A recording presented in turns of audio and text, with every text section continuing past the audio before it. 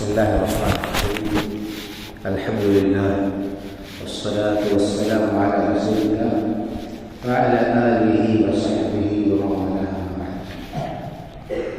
عن عبد الله بن عمرو بن العاص رضي الله عنهما أن رسول الله صلى الله عليه وسلم قال: قد أفلح من أسلم ورزق كفافا وقنعه الله بما آتاه، أو كما قال صلی اللہ علیہ وسلم.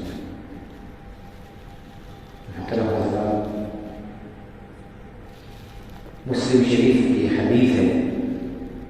اس میں اللہ کے رسول صلی اللہ علیہ وسلم نے 3 عظیم نعمتوں کا تذکرہ اللہ رب العالمین کی کیا ہے.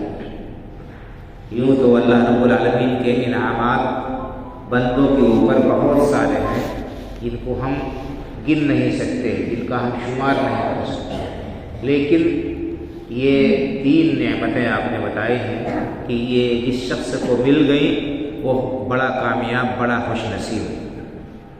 انسان عام طور پر نعمت صرف ظاہری چیزوں کو سمجھتا ہے، روپیہ پیسہ، زمین جائیداد اور پراپرٹی اور اس قسم کی چیزوں کو انسان نعمت سمجھتا ہے، اور جو بہت بڑی بڑی نعمتیں ہیں ان کو نعمت نہیں سمجھتا ہے، ان کی قیمت کا اسے اندازہ نہیں.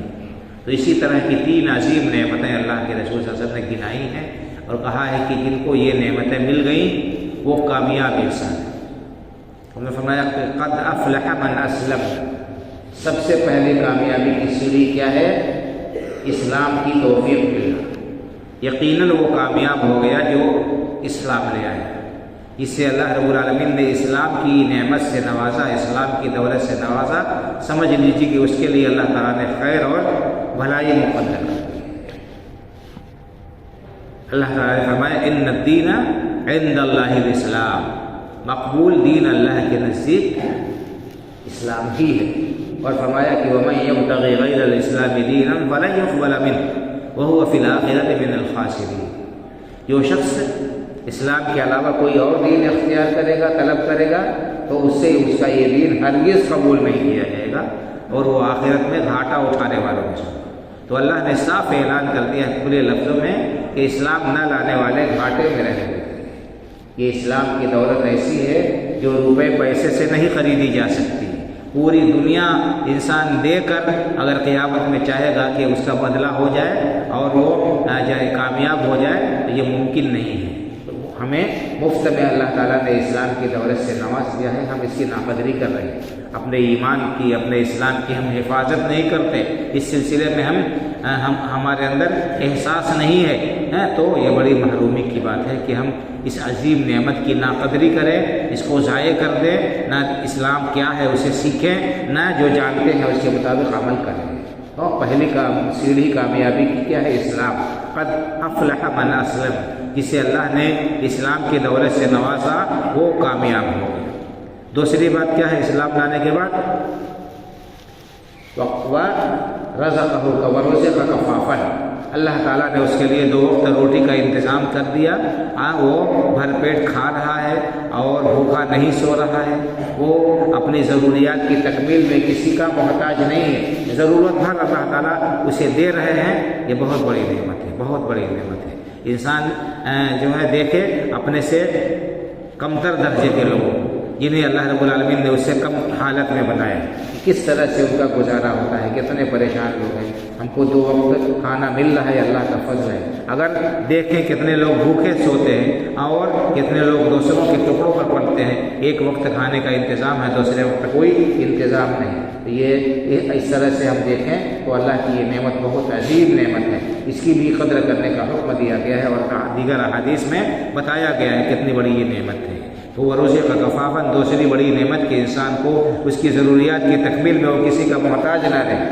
تیسرے کہہ رہے کہ وقنعہ بما آتا ہو، اللہ نے جو کچھ دیا اس پر اسے قناعت ہو، اسے صبر ہو، اور وہ دوسروں کو دیکھ کر حسد اور رقابت میں مرے نہیں، دوسروں کو دیکھ کر وہ تکلیف میں نہ ہو رہے فلاں کے پاس میں یہ ہے ہمارے پاس میں نہیں، اس کے پاس میں گاڑی ہے ہم پیدل ہیں، ہمارے پاس میں 2 پہیے ہے اس کے پاس میں 4 پہیے ہے، اس کے پاس میں یہ ہے، ہمارا چھپر کا مکان ہے اور فلاں کے پاس میں محل ہے۔ اگر انسان دوسروں کو دیکھے گا تو کبھی بھی اسے سکون نہیں مل سکتا ہے۔